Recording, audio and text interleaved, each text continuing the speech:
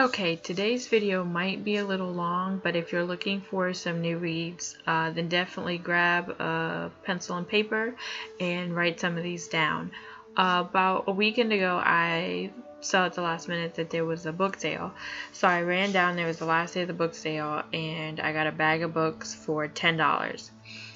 There were 23 books I was able to get into that bag. So I'm not going to show you all 23, but I'm going to show you the best of what I got and why I got them. And I got some really good stuff. You know, I like horror, mystery, paranormal, all of that. So I got some good stuff in those genres.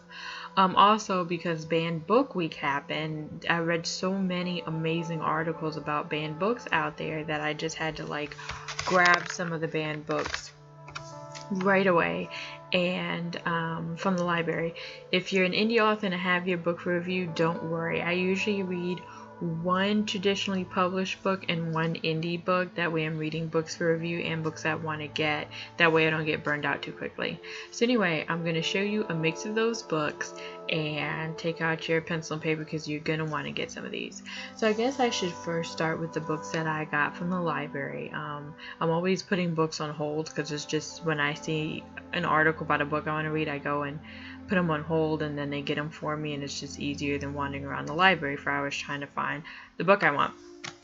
So the first book I put on hold and I got, it's not a banned book by any means, it's one everyone's talking about, called An Ember in the Ashes by Sabaa Tahir. I know it's already been auctioned for film.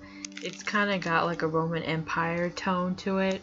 Since we have so many books today, I'm not going to be able to go into detail, but this one is kind of like a Romeo and Juliet love story with a mix of Gladiator and Game of Thrones, but it's YA. And I don't usually read YA, but if it comes highly recommended to me and it's something different, I'll give it a shot.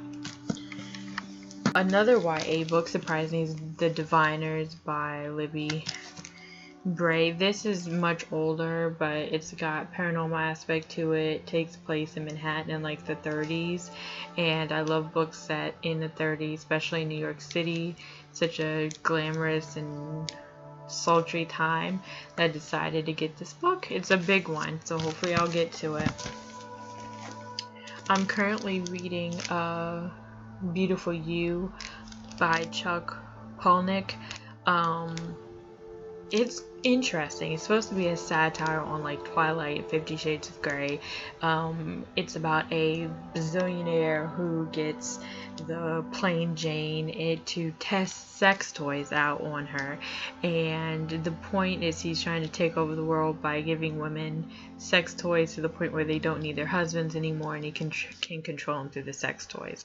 I'm almost done with it, and there'll be a review up for this soon. While I enjoy some of it, I also find the themes very problematic and sometimes offensive, so we'll talk more about that later. I don't know if I can recommend this right now, so you have to see my follow-up video to see if I do.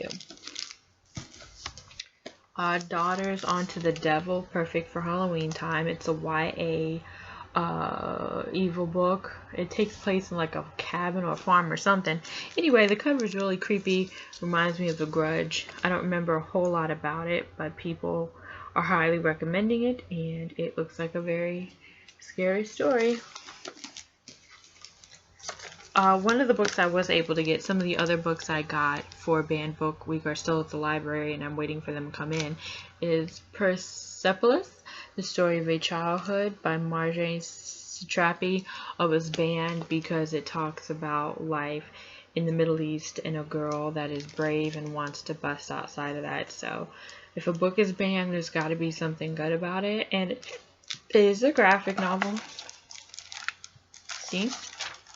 It's a graphic novel, and I don't read many graphic novels, but I've gotten a real taste for them lately because sometimes it's just an excellent way to tell a story. So I'll be reading that one soon for sure.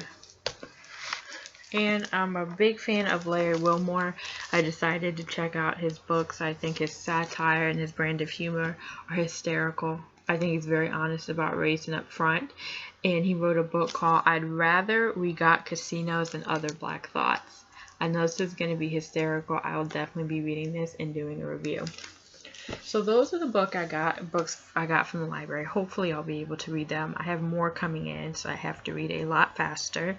I'm currently doing a writing internship, so we'll see how, plus, working, so I have to see how all of that goes.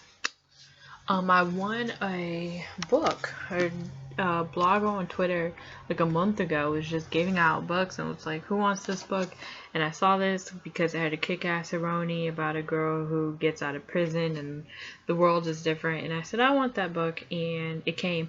I don't remember who the blogger was because it was a while ago. It's called Acid by Emma Pass. So whoever sent me this book, thank you, and I can't wait to read it. The books I got from the book sale, I got 23 books. This is just a snapshot of the really good books that I got. The first book that I thought was different was called Boo Hiss by Renee Guttridge.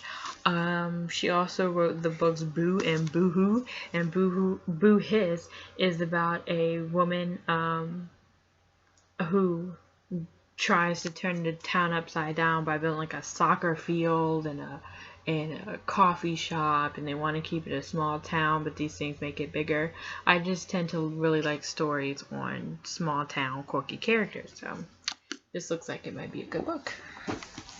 I don't usually read Nora Roberts, but when her books have like because I'm not reading the romance, but a lot of times she has really good books that have like murder mysteries with a little romance in the background. Even if the romance is up front, so is the mystery. So that's why I picked this one up at the library sale, threw it in the bag. I figure it's $10 for as many books as you can get in a brown paper bag. So out of 23, there might be like 2 or whatever that I'm like, I shouldn't have got it, but this will look really good. I got Loose Woman by Sandra Cisneros. She wrote House on Mango Street.